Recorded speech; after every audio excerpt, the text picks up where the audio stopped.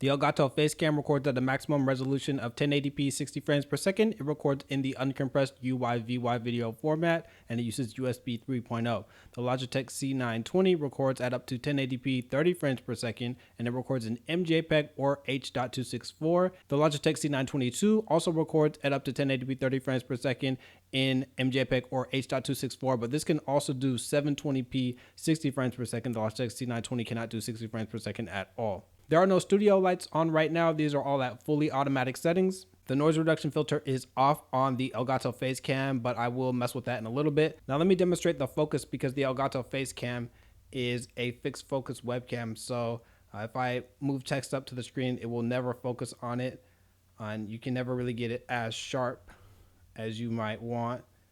But on the C920 and C922, these are angled a little bit weird. But they do have autofocus. It's not that good or that fast. It seems to be kind of like programmed to be looking at your face. See if we can ever get the C920 to get it. Yeah, C920 gets it. So the autofocus of the C920 and C922 is not that great. It's okay sometimes. Usually they do need more light, and I'll demonstrate with studio lighting in a moment. All right, this is the Elgato Facecam. This is what it looks like with the noise reduction filter off, and this is just fully automatic settings. I set this to factory default, and now I'll put the noise reduction on, and this is what it looks like. It softens me up a bit. It does clean up the grain a little, but not really a whole lot, and that's what it will look like, and I'll bring the noise reduction back off. This is the Logitech C920, fully automatic settings, Logitech C920, and the Logitech C922, fully automatic settings. This is full screen, and this is at 1080p 30 frames per second. Now I'll demonstrate the 720/60 on the C922 in a moment. So out the box settings, the C920 and C922 look pretty much the same. I like the lighting of those two devices over the Elgato Facecam. And now I've applied manual settings to all of these devices, and the C920 and C922 have the exact same settings, so they are going to look exactly the same. I'll show the 720/60 in a little bit for the C922, but just know that if you're buying these two devices and you're not going to use the 720p 60, they're going to look pretty much exactly the same. Now looking individually one by one, you can see that the sharpness is a lot better on the Elgato Facecam than the other two devices, but the colors are like way off.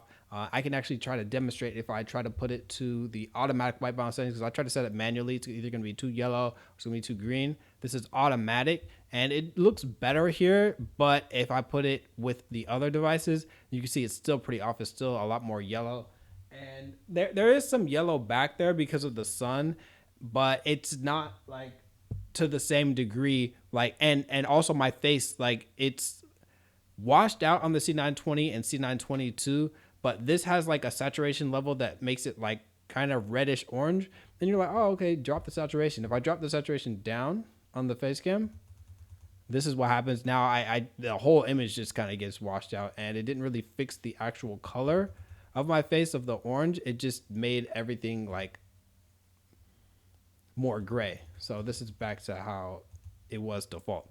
So I would prefer the overall kind of more washed out colors of the C920 and C922 to the completely off base colors of the Elgato Facecam. Anyway, this is what the Logitech C920 looks like individually, and I think that it's not as sharp, of course, and the colors are kind of muted, but you know, it's serviceable, and there's a reason that this is such a popular webcam. It just works for a pretty cheap price. And this is C922. Just the angle's a little bit different because I have it slightly off to the side on the monitor. You know, it's right next to it, but they look pretty much exactly the same. The C920 and C922, and those are at manual settings for the C920 and C922. The Elgato Facecam, it's at manual, except the white balance is automatic, and then this is when I put it to manual. You know, you gotta pick your poison with that device. One thing that I do really like about the Elgato Facecam is its dynamic range. I actually dropped the contrast down, and it was able to make it so that the whole image is a little bit brighter overall, but you can really see my shirt. It's kind of faded. It's a lot more black, and it just, you know, makes it so that the blacks aren't too black, but you can still see like the color of my hair. Like my hair looks kind of black in the C920, C922, but you can really see a little bit of the brown in the Elgato Facecam. Now here's what the 720p 60 frames per second looks like on the Logitech C922. I do not use this ever. In fact, this is why I'd never recommend the Logitech C922. I think you should just get the C920 if you're interested in these. I think it's very soft, and you can really see when I put it to full screen.